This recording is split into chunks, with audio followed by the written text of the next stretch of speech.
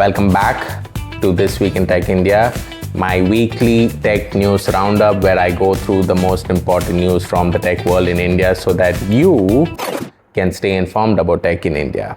This week it feels like the Indian government wanted to push more for privacy and security a bit more than usual. The Sanchar Saathi app is an Indian government app that has been around since January 2025. But last week, the government mandated that brand new phones sold in India, be they from Apple, Samsung or whatever it is, must be pre-installed with the Sanchar Saathi app. That's brand new phones sold in India, be it from Apple, Samsung or whatever it is, must be pre-installed with the Sanchar Saathi app. And then the government withdrew that mandate. Now, the government is saying the reason they withdrew the mandate to have the app pre-installed on phones is because a lot of people voluntarily downloaded the app and they did not have to make it mandatory anymore. Yeah, sure, that's why. I mean, quite frankly, I've been a privacy consultant for 5 years. Let me say, you do not need another app to enhance privacy and security on your phone. You need to take some very simple steps like don't click on unknown links, lock your phone and unlock it only with biometrics, use two-factor authentication wherever possible, don't share your passwords and don't even write them down. These practices are what keep you more secure and keep your privacy in check. Why don't you leave a comment about what you do on a daily basis to maintain privacy and security as regular human beings? Another bit of news from the Indian government seems to be more workable towards enhancing privacy and security, which is that the government has now mandated telco providers have to have KYC information displayed on telephone calls, which means if an unknown number is calling me on my mobile phone, I should be able to at least see who it is. This is a potentially great move if it's implemented the right way because it can reduce the number of scam calls, which a lot of people in India fall victim to even to this day. Now, you might be thinking this is very similar to Truecaller, Truecaller, the app that displays the caller's number, but there's a difference. Truecaller labels a mobile number based on how it is saved on other people's phones. Let's say if your name is Rajesh and I have your number saved on my phone as Bob the Builder and Rajesh calls somebody else, Truecaller might display their name as Bob the Builder, not Rajesh. Whereas if the government mandates KYC information, name under which that mobile phone is registered, which is linked to Aadhaar or ID or whatever it is, that is what will have to be displayed on the call. It does potentially reduce the number of scam calls and hopefully number of scam victims. Let's see how this goes. In other news, the government announced a PM WANI scheme, Prime Minister Wi-Fi Access Network. Splendid. This scheme is supposed to introduce public Wi-Fi in India. More specifically, it's aimed at bringing cheaper internet access across the country. So you'll soon be able to, hopefully, hop on a local Wi-Fi network without needing mobile data. It's free public Wi-Fi. Now, you might be thinking it's a bit hypocritical because public Wi-Fis are a security risk, and yes, they are. So you can use public Wi-Fi, but be mindful of what you do on it. My biggest advice is that do not conduct any banking transactions or do not make any payment while you're connected to a public Wi-Fi network. And also do not do any kind of work that requires you to send or receive confidential information. For example, I never connect my work laptop to the airport's Wi-Fi because it is a security risk. Some e-commerce news. We've had a lot of quick commerce and e-commerce news, and something I said last week that I'll say again, it just feels like this whole commerce business is a bubble that's waiting to burst. But not yet. Latest that's joining the IPO wave is Meesho. Meesho's IPO launched last week. It was oversubscribed almost 3 times. I guess that means it's successful. Another e-commerce company, Myntra, which has been around for a long time, quite frankly, is now going global. They are expanding to Malaysia, the UAE, and Australia. I don't know if that means that Indian companies that advertise their products on Myntra are going to be able to sell in Australia. That part is not clear to me yet. I guess it's going to be something like a Temu from China or like, a Shopee or whatever apps there are that ship globally. but it'll be worth checking. Drop a comment if you have any idea about this. Quick commerce app Zepto is also on its way to an IPO, but it has hit a little speed bump. It's been fined about 7 lakh rupees from a regulator this week for something that is called dark patterns. What are dark patterns? This is very important to know. Dark patterns are basically design elements that are very subtly used by Zepto to make you pay more money on the platform. For example, something called drip pricing, where additional fees like handling charges, etc. are actually hidden by the website until the final checkout.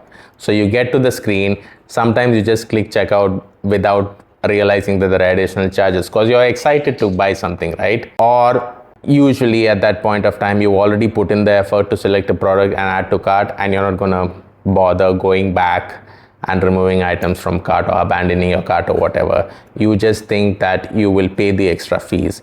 But if you knew about these extra fees from the beginning, this would have influenced your purchase decisions as it should have. So it is kind of a scam from Zepto. And it's a good thing they got fined about it. The fine of 7 lakhs is hardly anything compared to the amount of money Zepto makes, but maybe this is a good step going forward. This is my cat. This is one of my cats actually, Ivy.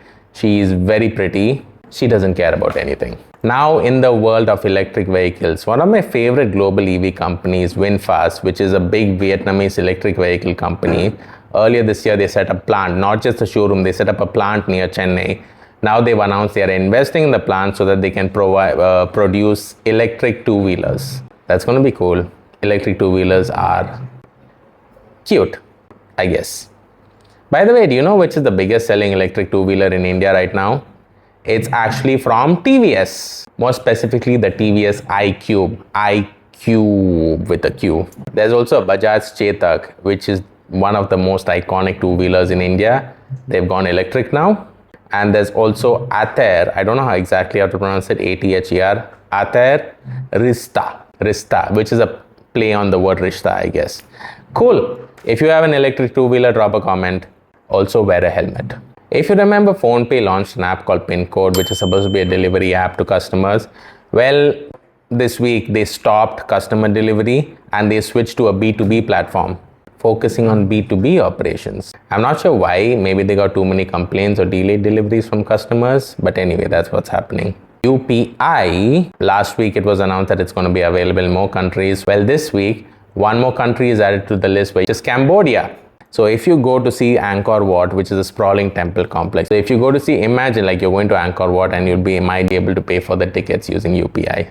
I do have an idea. I mean, the Indian government can actually make this more political.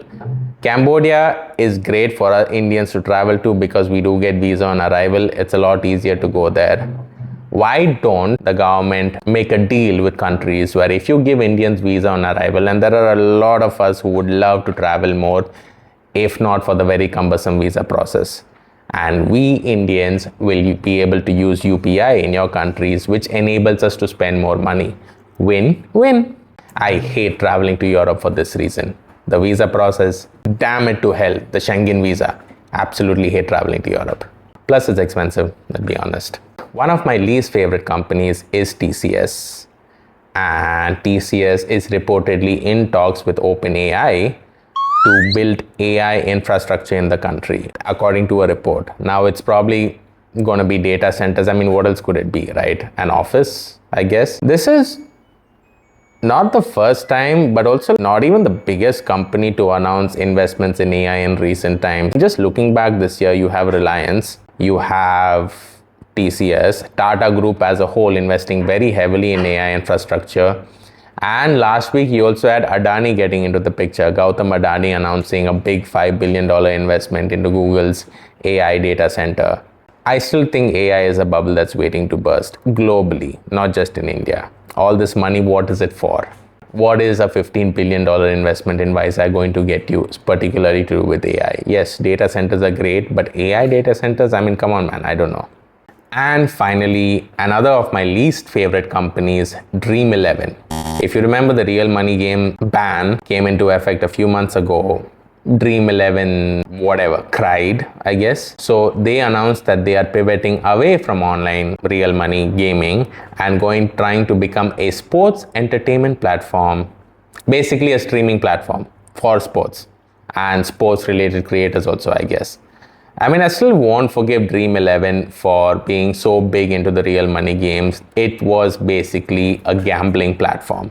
And a lot of people who got involved in this gambling got addicted to this gambling, and sadly, a few of them took their own lives because of gambling debts that they accumulated and could not pay back. Dream 11 should not be forgiven. And others also, like My 11 Circle and My Player Circle or whatever it is, should not be forgiven for that, and we should remember. Alright, that's it for now. Make sure to subscribe, hit the like button, share this with your friends, colleagues, aunts, uncles, cousins, grandmother if she's on YouTube, and I'll see you next week. Peace.